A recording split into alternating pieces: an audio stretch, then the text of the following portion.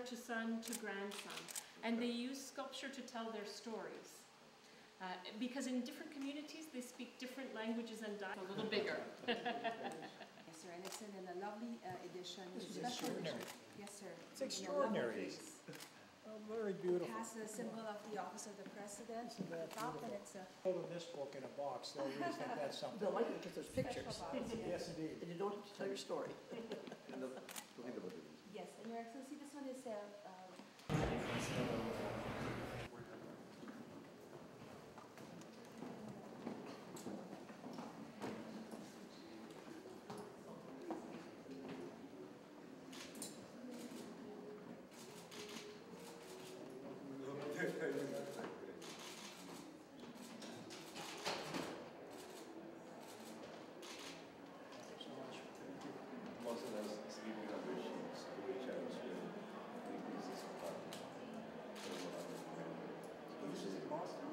David said, I'll go. Just give me 1 minute here.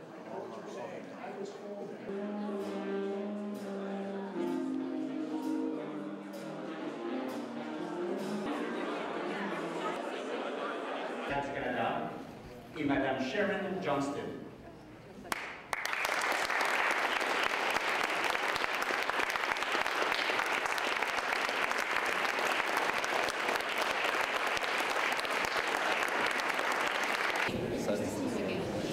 State dinner, an exchange of friendship between the peoples of Canada and the Philippines.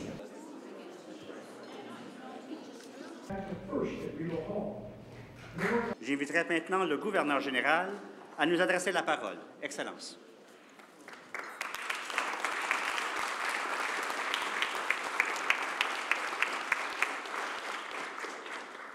President Aquino, Chief Justice, Ministers, parliamentarians, distinguished guests, what an honor and a great pleasure for my wife Sharon and me to welcome you to Rideau Hall, the home of the people of Canada. Quel honneur de vous avoir ici parmi nous dans cette salle de bal où nous recevons les chefs d'État et honorons l'excellence des Canadiens. This is your first visit to Canada, Mr. President, yet I was delighted to see that you are forging somewhat of a family tradition. Your mother visited this nation in 1989, the first president of the Philippines to conduct a state visit. More than 25 years later, we are so pleased to greet you in the same spirit of friendship and cooperation. I was so touched this afternoon to watch as you planted a tree beside the one planted by your mother. With the exception of those planted by our beloved Queen and her children, this is, in fact, a first at Rideau Hall. Nowhere else on the grounds.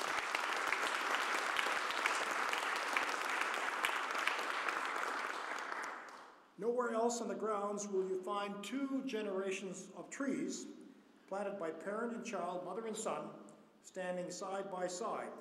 And I have no doubt that your tree will thrive and grow tall and strong as your mother's tree has done. And as I mentioned to you as you were planting that so well, one of my favorite proverbs is, blessed is the man who plants a tree, knowing he will not be there to enjoy its shade, but we expect you to come back in 25 years and be sure it's growing strong and tall. What a wonderful metaphor for our country's friendship. At first glance, Canada and the Philippines may look like a study in contrast, but in fact our two countries have much in common. Perhaps foremost amongst these are our people-to-people ties, which are so very strong. Over the past few decades, Canada's Filipino community has grown from a modest one to one of our country's largest communities. In fact, Canada is now home to one of the largest Filipino communities in the world, with well over 500,000 people tracing their roots to the Philippines. Canadians of Filipino origin contribute so very much to our society in so many ways. What's more, they bring our countries closer together. With such a strong base, there are so many ways to grow our relationship. Take our ties in education, for instance. A growing number of Filipino students are coming here to learn, more than 2,000 in 2013 alone. This is cause for celebration. Students from the Philippines make great contributions to Canadian society during their time here, and Canadian students are also able to learn a great deal from their colleagues and classmates from the Philippines. As a former university person and a lifelong learner myself, I'm so very encouraged by such exchanges. We gain so much when we practice what I like to call the diplomacy of knowledge, which is all about learning and innovating across borders and oceans. I also want to say how pleased I am to note the steady growth in our commercial ties, no doubt strengthened by our people-to-people ties.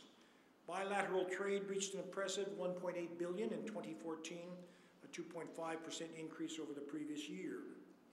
Despite the vast distances that physically separate our two countries, we share democratic values and work together in many international fora. Canada appreciates the Philippines' leadership in Southeast Asia, as well as your country's support for Canada's efforts in the region. As you know, Canada aims to support the Philippines through a variety of programs and responses. We like to be good friends and good partners, working together to provide humanitarian assistance, development aid, sustainable economic growth, improved investment climate, and more opportunities for underprivileged men and women. So together we're on the right track, but I'm sure you will agree there's so much more we can do to work together. Votre présence jouera un grand rôle dans l'amélioration des relations entre le Canada et les Philippines. Une fois de plus, je vous remercie, vous et les membres de votre délégation, de nous rendre visite. Now let's raise a glass to the many ties that bind our two countries in friendship.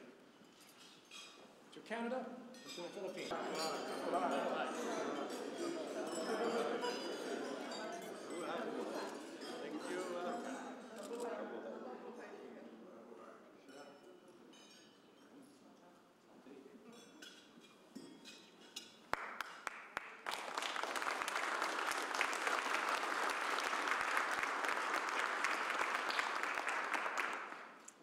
Thank you, Your Excellency. I would now like to invite the President of the Republic of the Philippines to say a few words. Mr. President.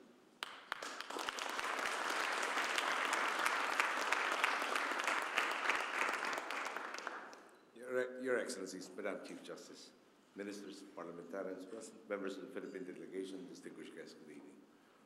Can I state at the onset, my first experiences of Canada was when I was living in Boston with my family, and we had the taste of your weather.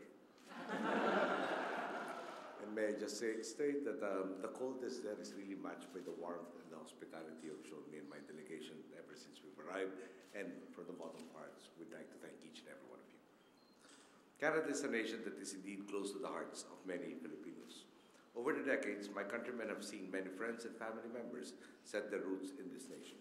I understand that there are now over 500,000 members of the Filipino community who work and live dignified lives here. We thank you for the hospitality that your people and government have shown our countrymen. A primary intention of our visit is also to express my nation's gratitude for Canada's enduring support. For instance, when Typhoon Haiyan struck our nation, Canada came to our aid, deploying contingent of the Canadian Royal Forces to help rebuild devastated communities. We also thank you for your active support for our peacemaking efforts that will hopefully end decades of conflict in our Mindanao region. In the aspect of economic and social development, Canada has likewise demonstrated a profound belief in the capacity of our nation to succeed. We thank you for choosing the Philippines as a country of focus and for designating us as a priority emerging market in our part of the world. The determination of Canada to see the Philippines attain greater heights is without doubt evident in the doubling of official development assistance to our country. Today, just as the Philippines thanks Canada, we also commit ourselves to strengthen the already robust friendship between us and endeavor to forge a kind of economic relationship that redounds to the betterment of the peoples of Canada and the Philippines. Through our close cooperation with Canada, we carry an unparalleled optimism that together, as neighbors connected by the Pacific, we can achieve our collective aspirations. At this point, I ask everyone to join us in toast to the good health and happiness of Her Majesty, Queen Elizabeth II of Canada, to the success and continued good health of His Excellency the Right Honourable David Johnston, Governor-General of Canada, and Her Excellency Sharon Johnston. May I also offer a toast to the success and continued good health of the Right Honourable Stephen Harper, Prime Minister of Canada, and Mrs. Maureen Harper. Finally, may I offer a toast to the deepening partnership between the peoples of Canada and the Philippines. Thank you. Cheers.